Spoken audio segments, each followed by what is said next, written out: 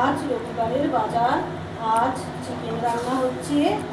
চিকেনটা কষা হয়ে গেছে, এবার নামাবো। আর ইলিশ মাছ এনেছিল, বেছেছি। আজ কী কী মাছ এনেছে তোমাদের সঙ্গে শেয়ার করছি। আর পোনা মাছ এনেছিল, বেছেছি। আর ফেসা মাছ এনেছে, সব নদীর টাটকা মাছ, টক খাবো বলে। আর নদীর টাটকা ভোলা মাছ এনেছে।